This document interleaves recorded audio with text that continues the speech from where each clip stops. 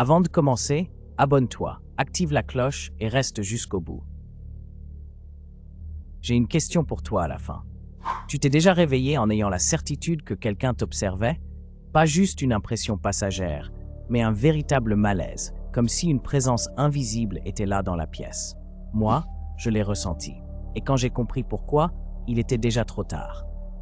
Tout a commencé il y a 3 mois, après mon emménagement dans un nouvel appartement. L'endroit était correct, un peu vieillot, mais rien d'anormal. Pourtant, dès les premières nuits, j'ai eu ce drôle de pressentiment, comme si quelque chose clochait.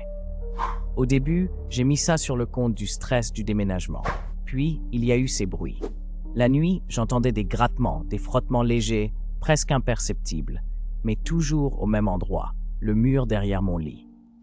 J'ai cherché une explication rationnelle, peut-être des souris ou un problème de canalisation. Mais ce n'était ni des rongeurs, ni des tuyaux, parce qu'une nuit, j'ai clairement entendu un souffle, pas un bruit de tuyauterie, pas un simple courant d'air. Non, un souffle humain. J'ai bondi hors de mon lit et allumé toutes les lumières. J'ai collé mon oreille contre le mur, retenant mon souffle. Et là, quelque chose a frappé. 3 coups. Clairs, distincts, comme si quelqu'un de l'autre côté répondait à ma présence. J'ai paniqué. J'ai frappé à mon tour et immédiatement, une voix étouffée s'est fait entendre. Une voix faible, rauque, qui murmurait mon nom. J'ai quitté l'appartement en courant et j'ai appelé la police. Ils ont fouillé le mur et ce qu'ils ont découvert me hante encore aujourd'hui. Derrière cette cloison, il y avait un espace vide, un ancien conduit condamné entre mon appartement et celui d'à côté. À l'intérieur, il y avait un lit de fortune, des vêtements sales et des dizaines de photos de moi. Des photos prises à travers un petit trou dans le mur, juste au-dessus de mon lit. La police a fini par retrouver l'homme qui vivait là. C'était un ancien locataire expulsé il y a plusieurs années, mais il n'était jamais vraiment parti. Depuis, je n'arrive plus à dormir dans une pièce sans vérifier chaque mur, chaque recoin. Alors, es-tu sûr d'être seul cette nuit? Tu t'es déjà réveillé en ayant la certitude que quelqu'un t'observait? Pas juste une impression passagère, mais un véritable malaise, comme si une présence invisible était là dans la pièce. Moi, je l'ai ressenti. Et quand j'ai compris pourquoi, il était déjà trop tard. Tout a commencé il y a 3 mois, après mon emménagement dans un nouvel appartement.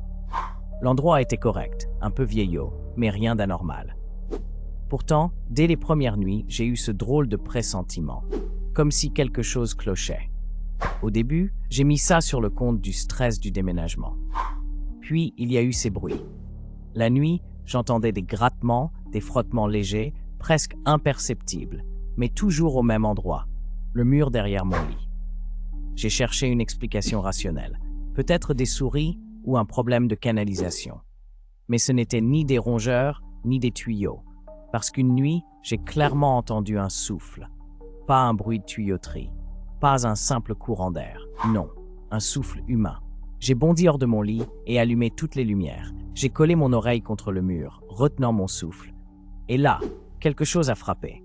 3 coups, clairs, distincts, comme si quelqu'un, de l'autre côté, répondait à ma présence.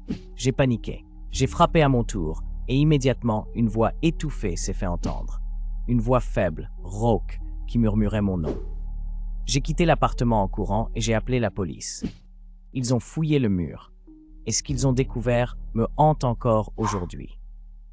Derrière cette cloison, il y avait un espace vide, un ancien conduit condamné entre mon appartement et celui d'à côté. À l'intérieur, il y avait un lit de fortune, des vêtements sales et des dizaines de photos de moi. Des photos prises à travers un petit trou dans le mur, juste au-dessus de mon lit. La police a fini par retrouver l'homme qui vivait là. C'était un ancien locataire expulsé il y a plusieurs années, mais il n'était jamais vraiment parti. Depuis, je n'arrive plus à dormir dans une pièce sans vérifier chaque mur, chaque recoin. Alors, es-tu sûr d'être seul cette nuit?